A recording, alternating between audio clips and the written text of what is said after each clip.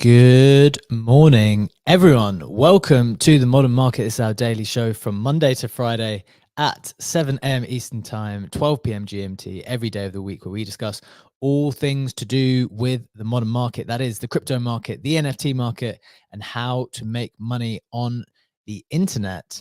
This will be the last show before Christmas, a little Christmas edition where we try to speculate a little bit as well what might happen over the Christmas period. I'm absolutely convinced we'll have some big news. We've had some big news over the last 24 hours.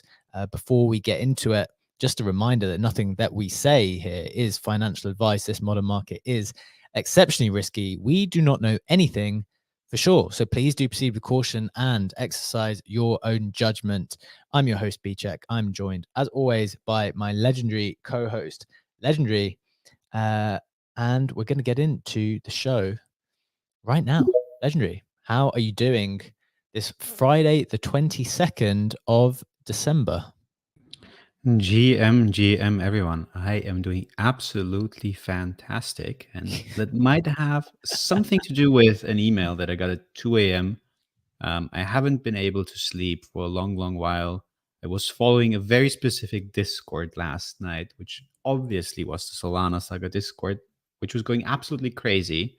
Again, quick recap.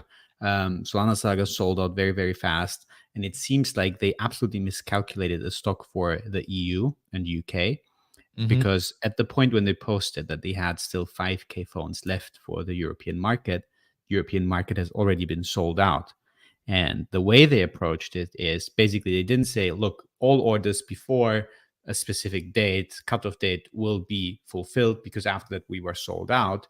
They went for a very nerve-wracking approach, which was, we send out cancellation mails until we make an announcement that we just sent out the last cancellation mail, and everyone who didn't get a mail is fine. So this is the most stressful way to do it. So I woke up in the morning. I was like following the Discord until midnight, and I woke up in the morning and I saw, fuck, I got a mail by Solana Saga. This is certainly my cancellation, but it wasn't my cancellation. It was my shipping update. I'm getting a Solana Saga I'm going on to the press some 2nd of buttons January. on the roadcaster and see if that's a celebration sound. Is this sound? No sounds. Okay. It's not programmed correctly. Some lights are lighting up. It's a very silent celebration. Oh, wow. What was that? That was it. There we go. Was that on your side? No, that was you. Cool. So it worked, and it's the first time we used the soundboard for a very historical moment for my. But yeah. Oh, cheers, Monkey. Sorry. I was like, what is this technology? This roadcaster coming in like 15 seconds later. I saw B-Check moving his hands in the video, so I thought it was him. Amazing. I need to get that stuff set up. So you're pretty happy. That explains I'm super happy. The good mood. Early retirement when I get that phone. That's pretty good. I am still waiting, awaiting my confirmation. I hope that it will come soon. But as you say, the way it works is if you have not received a cancellation, that means you should be in. So I should be in, but I don't trust it, man. I don't trust it until we get to the moment where it comes. But to be honest, I don't know. You shouldn't be too happy just yet. You've got the email, but until it's through the door into your hands, that's when I would start to celebrate. Agree. Two quick thoughts on that. Because of that miscalculation of stock, many people who were selling their confirmation on eBay basically took the fact that they had a confirmation by Solana to sell their phone, can't fulfill now, and the price is shot up. Like, you're not getting a Solana Saga under 5 or 5.5K right now, and they're moving more towards the 6K range, which is absurd. And B, talking about shipping from the US, I got my replacement Grid Plus, the hardware wallet I've been telling you about, because my old one stopped working. And man, they were fast. Like, they shipped on Monday from Austin, and Wednesday in the morning, I had it with me in Vienna. That was super impressive. That's pretty cool. That's really amazing. I'm actually wanting to try out this Grid Plus pretty soon. Just shout out to Captain, who I can see in the audience. I saw that I think, I don't know 100% if they're doing a giveaway of a Grid Plus, or they're definitely doing a conversation on security. They do their show, Coffee with Captain, straight after ours. So if you are interested in security and potentially getting a Grid Plus, which I actually really want, then definitely roll into their show straight after ours at 8 a.m. Eastern time. Shout out to them, putting on great content always too. Anything else, Legendary, before we get into the headlines and get into some of the big news from the past 24 hours? I'm at peak happiness and ready to dive into the news. Let's do it then. Let's do it. So, as always, everything that I say is coming from the snapshot, which is pinned up top. If you do find that it brings you some value today, please do give it a like. Starting with the price action, we have crypto. Well, we have Bitcoin flat at 43.6K. We've got ETH up 5% at 2.3K. Could this be the turning moment? We have Solana up 7% at 91.5, got as high as $99. Definitely want to talk about this and how the coins are moving in different speeds. Ape up a couple of percent at 1.7. In terms of the headlines, we've got Solana continuing the hot run up to 99, settles at 92. We've got meme coins keep running with WIF up 20% to a $256 million market cap. And the top Solana NFTs corrected down 10% to account for the Solana run up. Want to kind of discuss in a little bit the implications of such a violent move up on Solana and what that might mean for the NFT ecosystem. Getting into some notable sales and the NFT floor prices, we have a Rabble by Xcopy selling for 16 ETH, that's $37,000. Pudgy Penguins, Kimono Gold selling for 16.5 ETH, that's $38,000. And the the NFT floor prices, we've got CryptoPunks at 55.6, up a few percent. Bored Apes at 26.1, Mutants at 5.2, DGods down a few percent again at 2.6, Captains at 4.3, Azuki's at 5.7, all down. Penguins, the only one up at 3% at 10.9. Moonbirds down almost another 10% at 1.4 now, and Nouns at 12.5 ETH. Legendary, that is the price action. Those are the headlines. What are you thinking about these down numbers across the board and the ETH major collections? Apart from Moonbirds, which is, again, we talked about it yesterday, pretty sad story. I think it's nothing to worry about on the ETH side. I don't even think that it's like a violent move on the ETH side, as you just said. On the Solana side of things, we've seen a more drastic correction, 10% across the board, but some collections like OK Bears down 25% to 17 Sol from like 22, 23.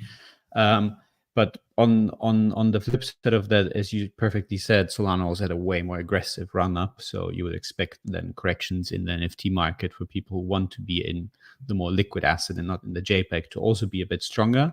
But both those movements, neither on Solana nor on ETH, are worrying me in particular. Yeah, fair enough. Definitely want to get into a bigger discussion on where we see both those markets going as the crypto is increasing in price. One of the just instinctive initial observations that we kind of did a few days ago and is worth reiterating. And again, maybe this is super obvious, maybe it's blindly obvious, but it happens without people noticing. And that's why I think we're talking about it, is that things are just getting a bit expensive again. And I don't mean in terms of Ethereum gas prices, which obviously goes up as the network gets more expensive. But even if you look at the top sales from today, which I've included in the snapshot, a couple of notable sales with a Rabble by Xcopy selling for 16 ETH and a Pudgy Penguins Kimono Gold selling for 16.5. Like when ETH is at 1.5, 1.8, which it has been for a very, very long time, that just doesn't get to the price that it's at now. If at 16 ETH, if we were at 1.5, you're looking at what, 24K? And suddenly with ETH just like, what feels like higher, but not a huge amount higher, we're looking at 16 ETH being $37,000, which is just a markedly huge, much bigger increase in price. And we did this the other day with the Solana NFTs, where I was asking you, what you thought the prices were for various Solana NFTs. And I guess we were a little bit low in terms of the Solana number, But when the price appreciates of the underlying token so much, you just get this almost leveraged effect on the USD value, where suddenly you can really, really catapult yourself forward in terms of what kind of portfolio you're looking at. And so I think maybe one of the first questions I wanted to ask about that is, how do you think about assessing your portfolio and evaluating your portfolio when we go into these moments of aggressive moves up in both NFTs and the underlying token price at the same time? It's a pretty complex question because Yep. you not only have Solana and ETH, you have another major movement, which maybe many people did not observe, but Flip NFT, who's with us in the audience, just sent me a message perfectly pointing that out, that if you look at the token prices for layer 2 solutions, Arbitrum is up 15% on the day from 115 to 130. Optimism So is up 5-0. no 15 1 5. Okay. Optimism is up 25% on the day. Optimism is up to 290, and it's been at 250 for the last couple of days. So we have very, very significant moves on layer 2 solutions, where you also obviously have NFT collections as well.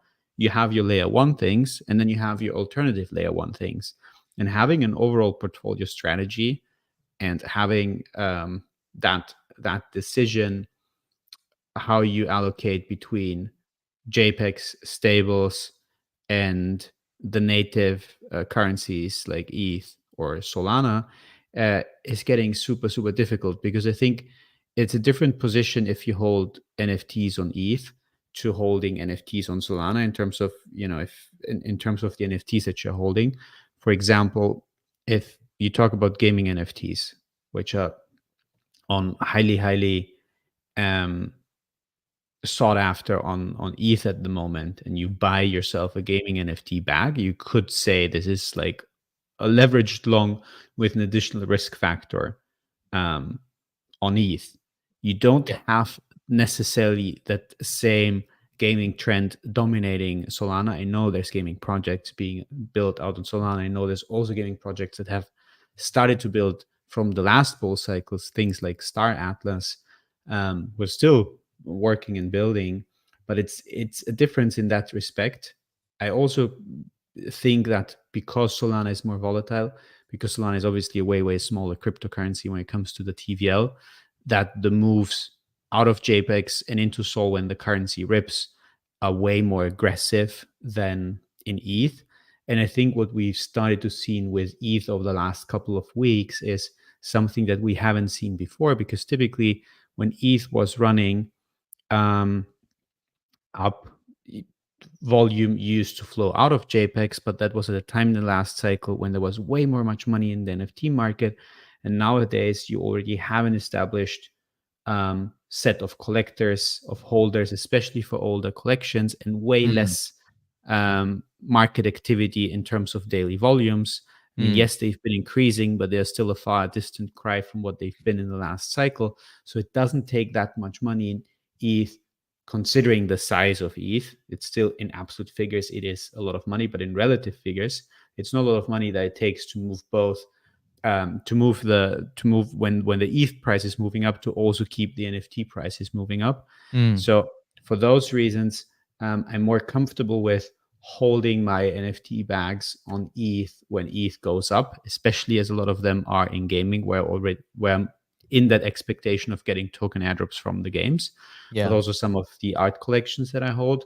Whereas on Solana, I'm a bit more in the position that I have things that I cycle out faster, especially, and I know it's getting my take is already getting pretty long, but especially for the things that I trade on Tensor Trade to position myself for the airdrop, I am way more aware of watching the floor prices there, because I don't want to get caught up with I don't want to get caught with a massive correction in NFTs. And again, we saw it more violently with some of the collections. One of the collections that I've been farming, I don't want to name it, corrected 50% on the day, and I moved out of it yesterday, but still had a couple left.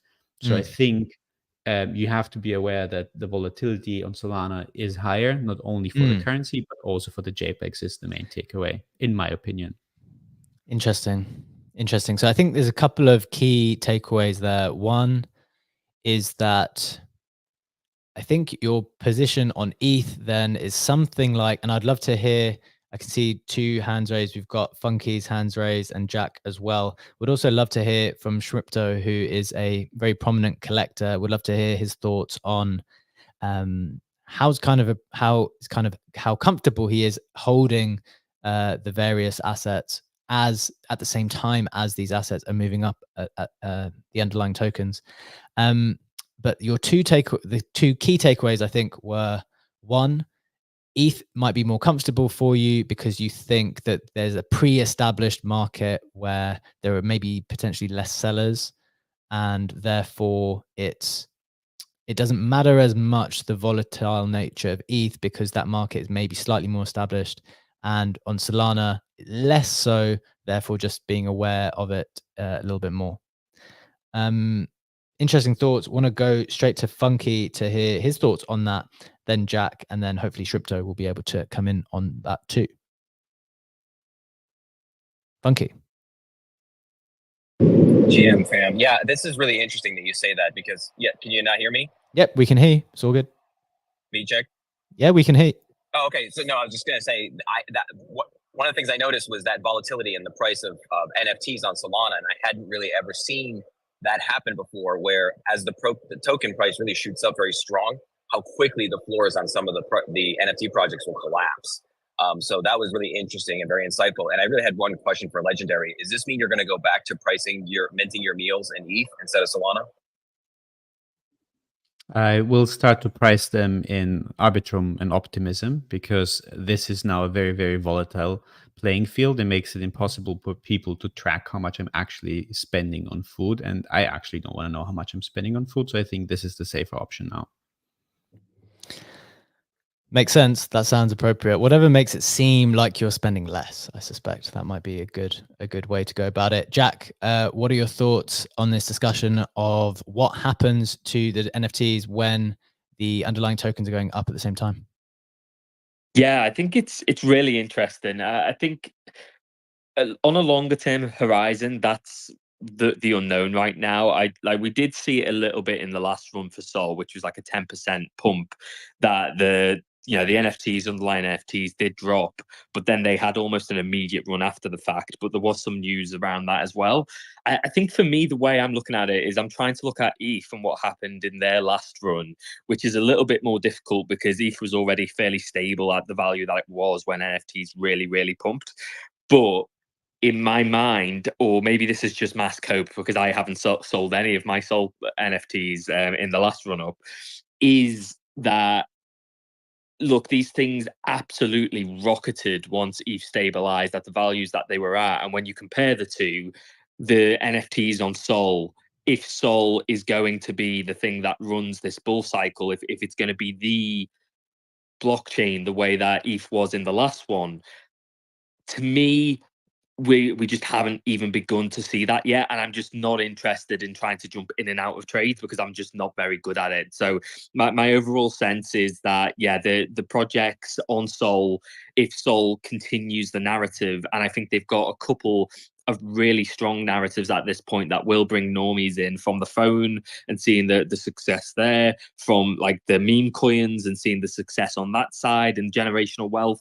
These are the things that, if you look at what happened over on ETH with Bored Ape Yacht Club and the money that brought in, I think this is what is going to pique like your general public's interest, and that's where they're going to look. And if that is the case, my assumption is that, if you've got a project that you think is here for the long run on Sol, that we genuinely we're just at the beginning right now, and there's definitely a lot of profit to be made if you can trade in and out. But there will be a moment where the thing does just run and you just get left out of that trade, and that's the thing that I'm most fearful about, and that's why I haven't sold. Yeah, fair enough. I think those are all fair points. I'm just looking at the Solana chart, and I know what you mean that, in the long run, we're probably quite early, particularly for the Solana NFTs. There isn't an established market there as such, in the same way that we had a previous cycle on ETH. but I'm just looking at the chart, and there's got to be a price. If I think what's happened previously is, so long as the underlying token can calm down for a period of time, then they can kind of establish a price for these NFTs, which people are willing to buy and sell for, and that can like become the established price. But the issue at the moment is that we've seen in the last 14 days a 30% rise in Sol. In the last 30 days, it's gone up by 70%. And so when the token just rips that aggressively so fast, I can't, even though I'm holding some of these, so this is like not good for my own things, what I'm about to say. But, you know, say for example, Mad Lads at 220. I'm not saying it can't get back to 220 Solana, but I am saying if Solana keeps going up and pushes 120, 130, 140, it can't get back to 220 Solana until the price stabilizes and demand can kind of figure out like, okay, what is the price of this asset? Because it's just too difficult to feel it out when the underlying token is moving up so quickly. Jack, I think you want to come back on that, and then want to head over to Shrimpto. Yeah, I think my sense of this is you're completely right. It needs stability. That's always how NFTs have traded, at least historically, from what I can see on ETH in my sort of like near 2.5, 3 years, like in NFTs. But I do still get a sense that like all-time highs in Sol are still not going to be reached. And the biggest sense I get from that is the fact that wherever it does stabilize, at a certain point it has to, like it can't be up only forever. It would be fantastic if it was, but it's just, there's going to be a point where price discovery sets. And for me, everyone, like, I think that's why we're seeing success in meme coins on Sol right now, and I think we'll see the same success in NFTs in the long term. Is what people do is they see that they've missed out on that gigapump, but they want involvement in the thing that gained the most value, and the same way they did in ETH, and they start looking for ways and opportunities to get that. And to me, that still is NFTs. And I think you do see ETH come in. I do think you see people in ordinals go over there as well, and vice versa. And I think we just have a bigger natural pool of people from all ecosystems getting involved. And then I do think you see normal people come in who've never been in NFTs before. And I think you see the majority of those guys go over to Sol. And that's where I think all-time highs really start to rocket. Yeah, interesting points there. I think I agree with you in the most part. I guess the only question for me outstanding is, when we say all-time highs, are we talking, because I think we do see all-time highs, but is that in Sol value, or is it in USD value, or is it in both? Because when Solana just keeps ripping like this, it's very difficult to evaluate in that respect. Want to throw to Shrimpto on this. Shrimpto is a really prominent collector. Would love to hear your thoughts, my friend, on Solana, whether you've been dabbling over there, and just what you think on this general discussion of how things have been moving up recently. Yeah, absolutely. Thanks. I personally have not really been playing with Solana at all. I had a lot of early signals from people who I trust, but I've just been so focused on my own development stuff that I haven't really been doing a lot of speculative trading in general. But it is interesting to me that you see that they are, the NFTs and Sol price are inversely correlated, as one would expect for an asset and the currency it's denominated in. But that was always one of the things that was most intriguing to me about the 21 bull run on Ether, was that you saw a positive correlation almost between the price of ETH and the price of the NFTs, that's absurd.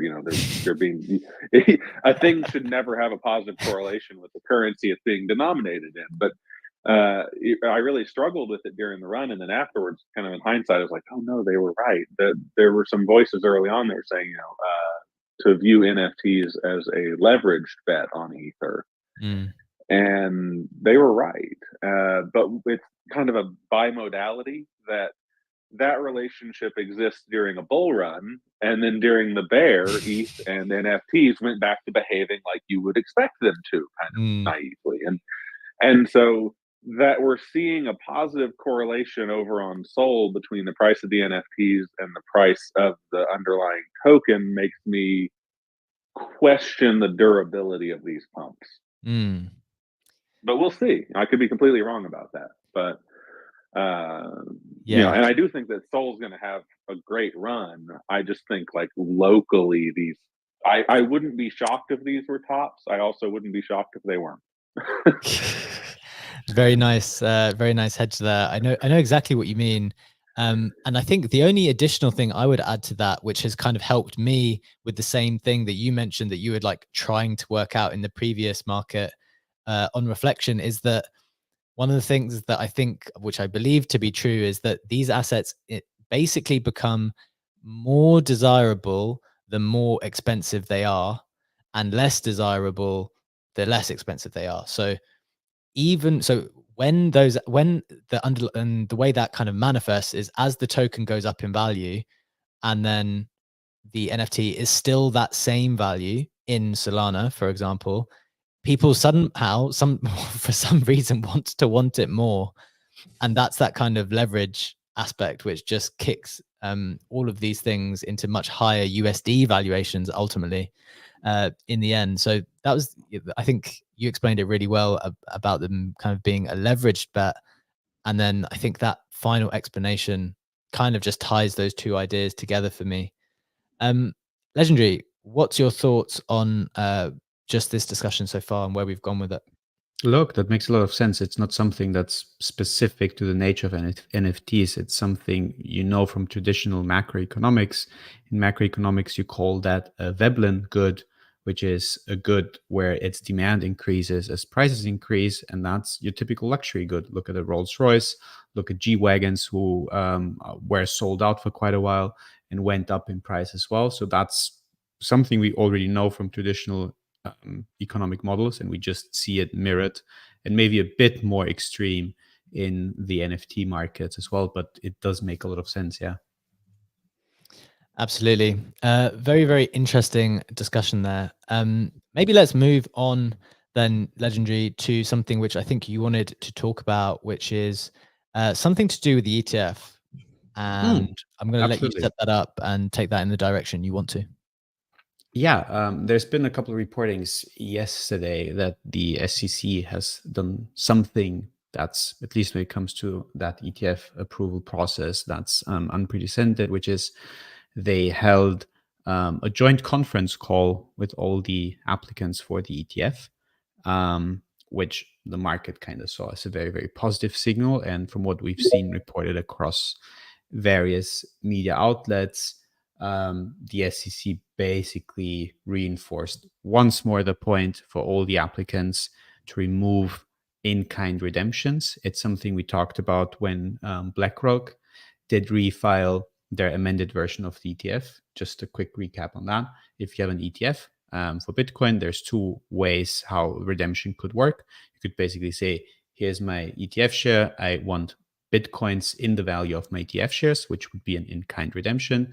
And the other is to just get the dollar value of that, which is a cash redemption, which is exactly the model that the SEC wants and which they want from all applicants to see. So this is what the market thinks. That is a positive sign that this conference calls were held. And in addition to that, someone, and it was an analyst, I don't remember who it was, pointed out his theory, which I thought made a lot of sense, is that the SEC might have an interest to actually, if they want to greenlight ETFs, to do that over the holiday season when it kind of flies a bit under the radar and not have it as like the massive event at the start of the year, but trying to squeeze it in when people are not really focused on trading, but have other things to worry about. Yeah, I saw that reading of it. I wasn't so sure about that one because I think, I don't know, that just seemed a strange one to me because it's not the first time that something like that would have happened, though. No, I know in terms of PR, people try to bury all kinds of bad information. I think typically in the Web3 space, what I've noticed is the typical cycle is release it on the Friday afternoon when everyone's trying to log off and get back to, starting their weekend already, hopefully, and therefore it gets a bit less attention.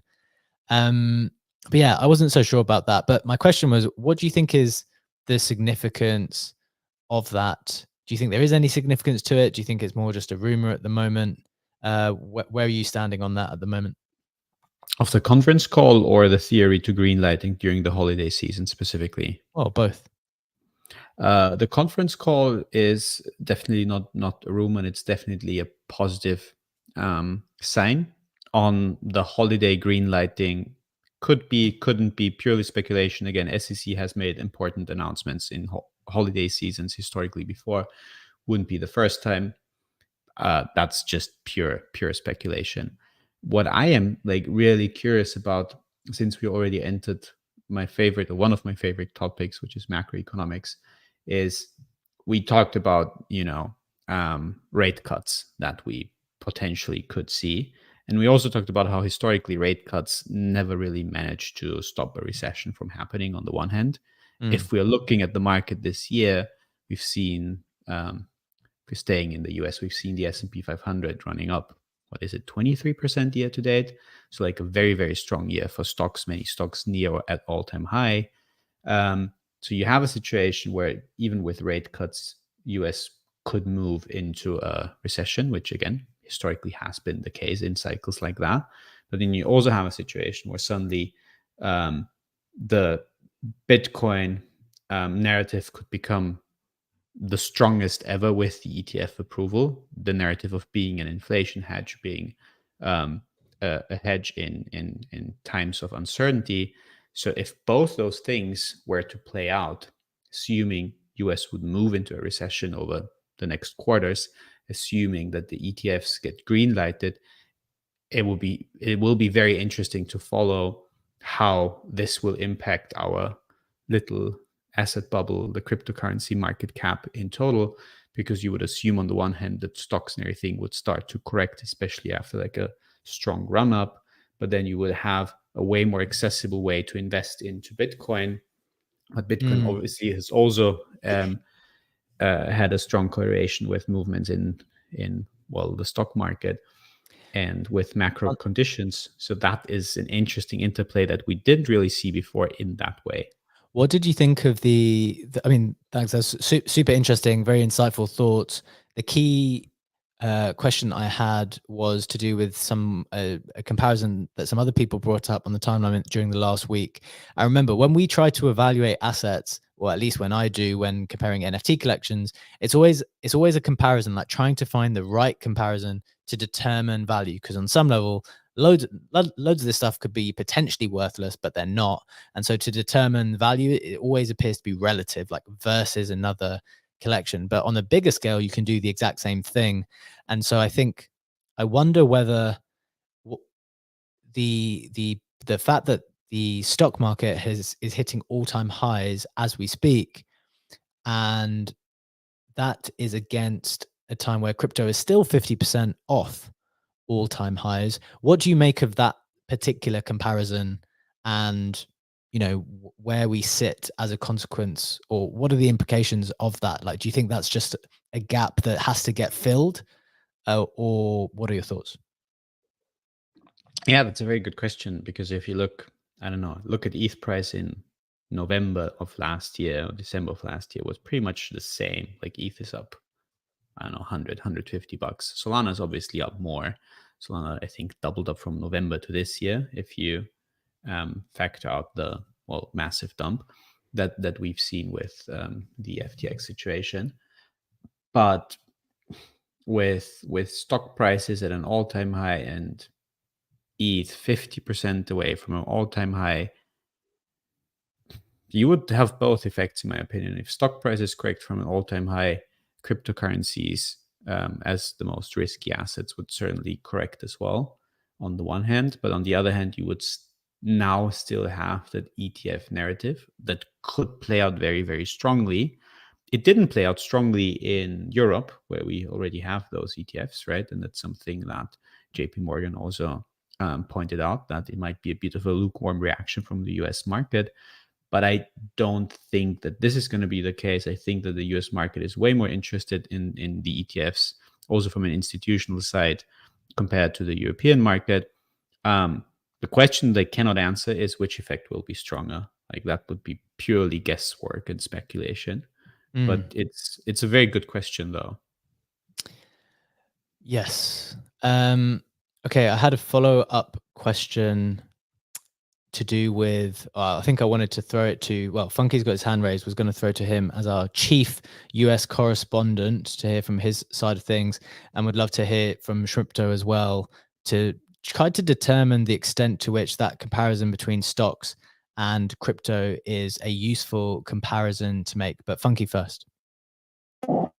Thanks, guys. Well, one thing I just wanted to point out is, with Legendary, the S&P being up so high, so much of that, the vast majority is the Magnificent Seven, the big tech stocks that just continue to push all the indices higher. So we're already seeing a risk-on attitude from many of the institutions in the way that they're gobbling up these big companies. And just as this is more of an anecdotal sort of response, but for our staking company that I'm part of, Global Stake, we have a podcast and we interview a lot of institutional players, digital asset managers, hedge funds, those kinds of folks. And without even prompting, everybody talks about the Bitcoin ETF. So I think the appetite is quite high. And yes, it may have been a lukewarm reaction. And I mean, who really cares what Jamie Dimon says? He's saying we should just close up all of crypto. Meanwhile, they're running Onyx or whatever on AVAX. I mean, so anyhow. But yeah, I think that the US is primed and ready for more risk, especially if rates do fall. Interesting. Yeah, I've definitely been following different people, and it's quite hard to ascertain the real message when people are giving you quite conflicting takes. Shrimpto, would love to hear your thoughts on this as someone who follows the broader cycles quite closely. What's your thought on the correlation between the main markets and crypto, and where we're going with that?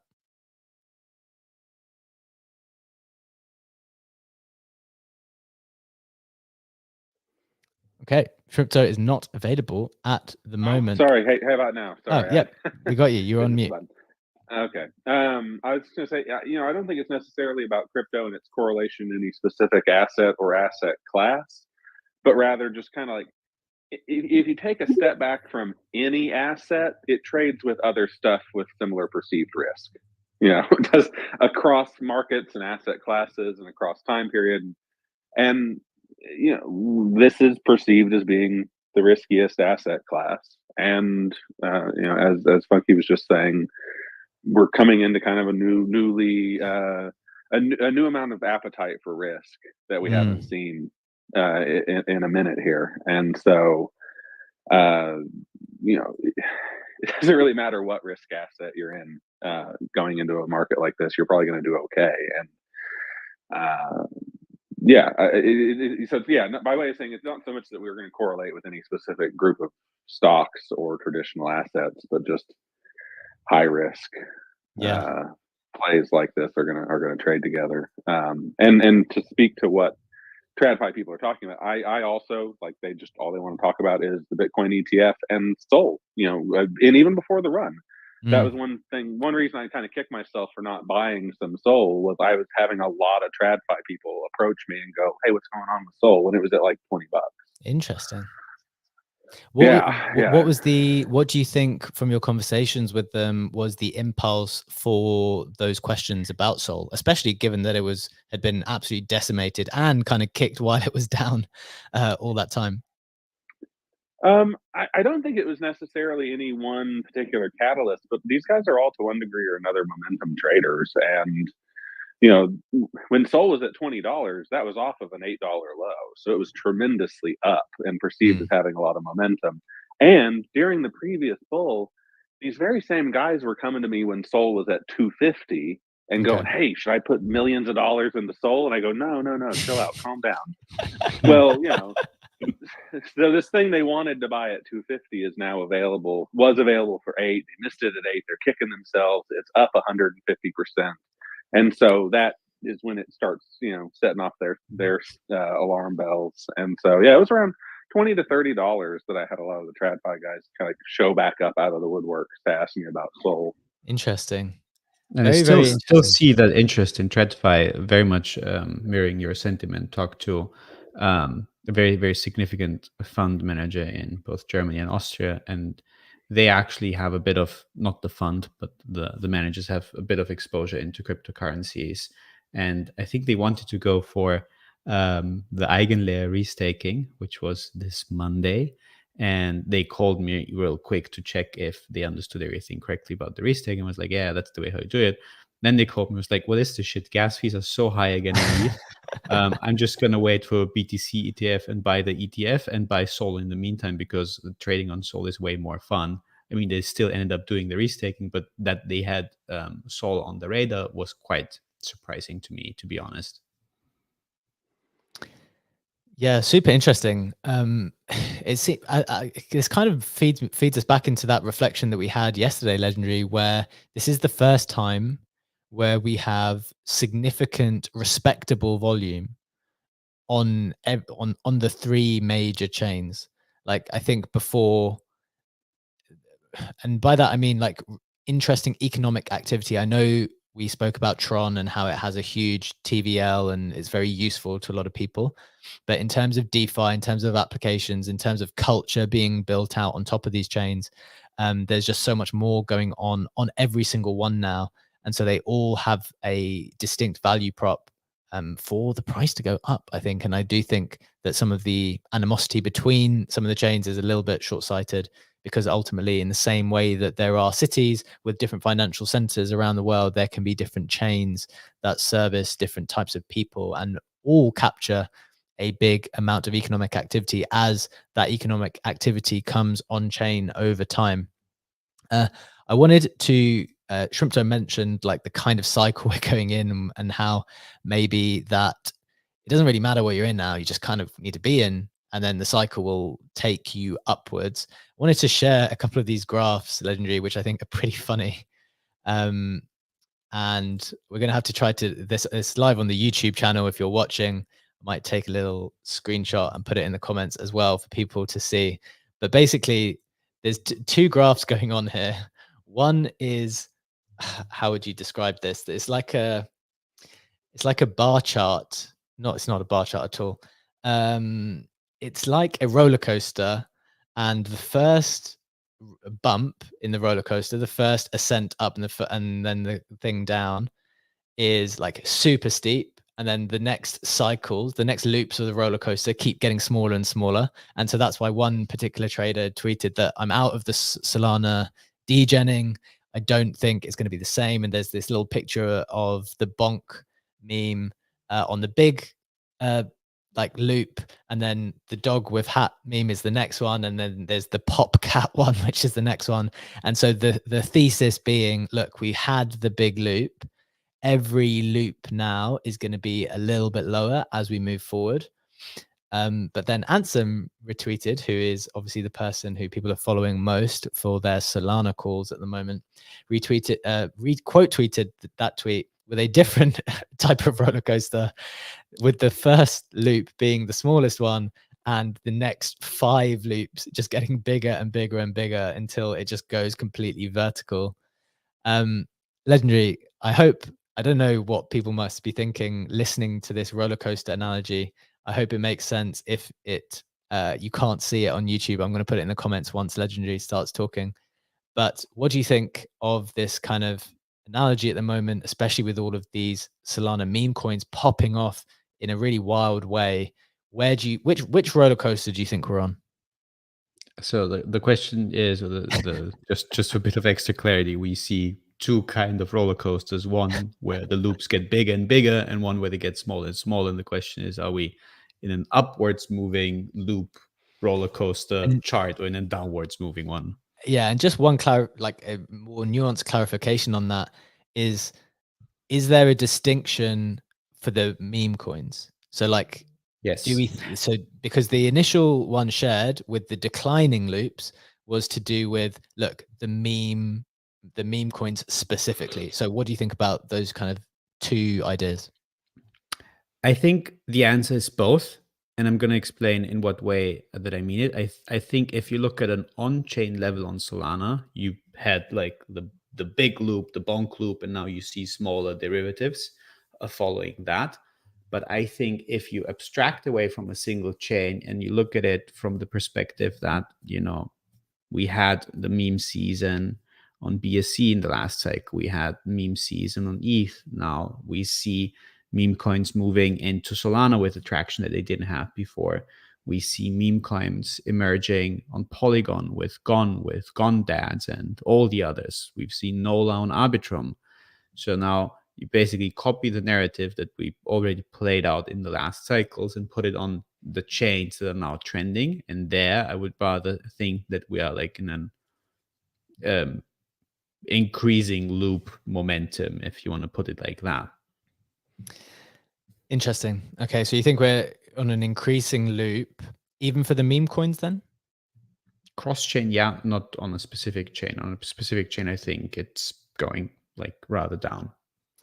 That's interesting because there's another chart that was shown, the kind of total altcoin market cap chart, and it showed where that number was in the previous cycle, and it shows where that number is now. And yes, we are in some huge kind of uplift, but we're still, I think, and I can't remember the total numbers, but in terms of proportions, I think we're about 50% off where we got to last time in terms of total altcoin market cap. And I know you need to kind of dive in a little bit deeper into, what the definitions are, like what is the altcoin, et cetera, what's the definition of one. But that also kind of gave me more thought towards, well, yeah, I think that general market cap is going to have to go up. And obviously it's a little bit more risky in terms of which ones you pick. But I agree with your broader thing that we're on the smaller loops of the roller coasters for the market more generally. Yeah, very much agree with that. The altcoin cap is always an interesting one to watch, but I think it's also important to kind of keep in mind that, a lot of times the discussion on the timeline in Spaces was, are we in a bull run? Are we at the beginning of the bull run, etc.? I think it's also kind of important to acknowledge that we've been in the bull run for quite a while, and things have been moving up for quite a while, and while we are still away from the altcoin market cap from the last cycle, we've seen significant movements over the last couple of weeks and for the last 2 months. Indeed. Before we get into our final headline, actually, let's go to Matthew, who wants to come in on this. Then I'll do a little bit of the Web3 roundup to get you up to speed with what else has been going on in the last 24 hours, and then we'll hit the final headline in just a second. Matthew, you work at Block Strategy, I believe. You do financial literacy. What's your thought on where we are in this cycle? Hey, GM fam, long-time listener, first-time caller, as it were. Awesome show. Appreciate all of your efforts in the space. Just wanted to point out your just kind of the mention of the market cap here with respect to the altcoins, and pairing that with something like we might see with the ETFs. It's just you're going to see like a different kind of flow of money, right?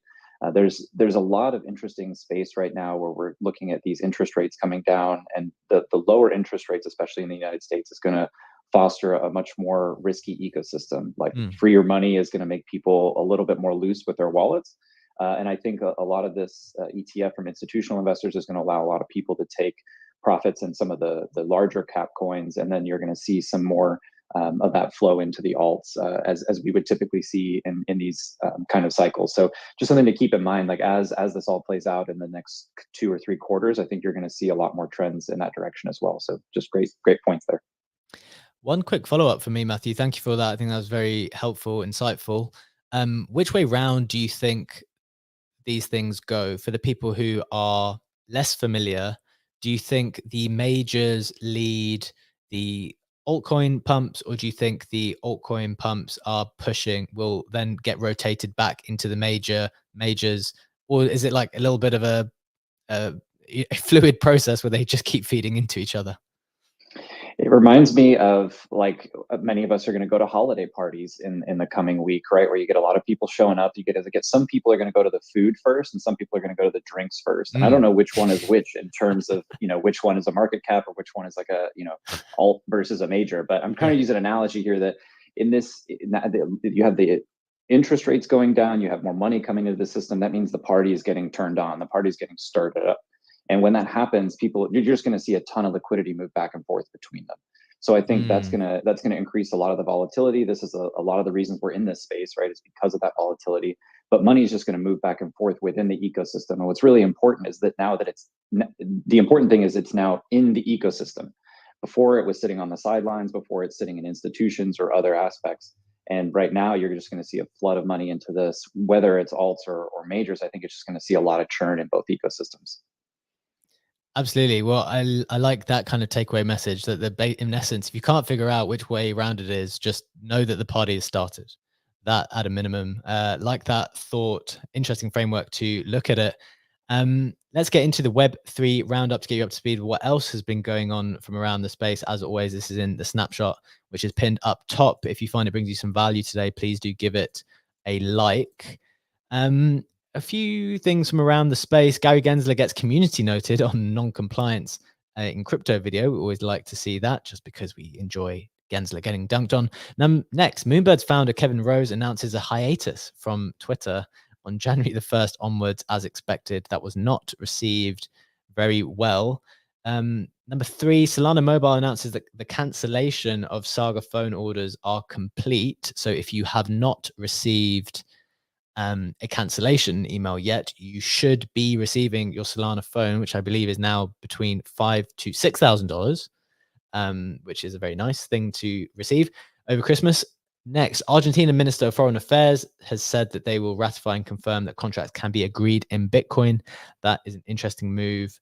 And finally, just on the creative side, Zora introduces splits to split rewards and revenue between co-workers on projects. One of the interesting reflections for me, Legendary, as we move into close the show, and this is something I noticed in my first cycle, the previous cycle in 2021, but something I'm noticing now is that look at this lonely creator corner section of the snapshot, like the 4th slide, where it's like, look, I go through the same process every single day. Now, I know just because it's not in the snapshot, it doesn't mean that people aren't being creative. It doesn't mean that there's less going on.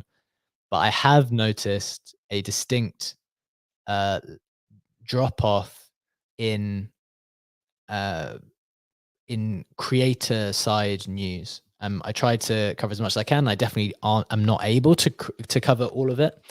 But I have noticed that the timeline, and maybe this is just my timeline, is getting increasingly flooded with price, speculation, excitement about things going up. And so I think this has always been one of the things that happens as we move from one stage to the next part of the cycle, where maybe the more creative side people will get a little bit distracted by potentially what is, the potential of the market. And I think that's one of the things. Any reflection on any of the piece of news or what I just said, Legendary, before we close out and then have a little Christmas message for the listeners?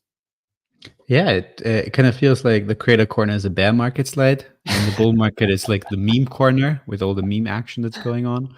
Yeah. No, but jokes aside, it makes perfect sense, right? In a bear market, you don't have anything to really get hyped up or excited for. There's nothing, but there's way less things going on, and so you do have a bit more time to have that focus on the more creative, the more artsy side of things. Where I feel like in this bull cycle, people obviously are chasing whatever dominates the timeline because it produces the craziest numbers.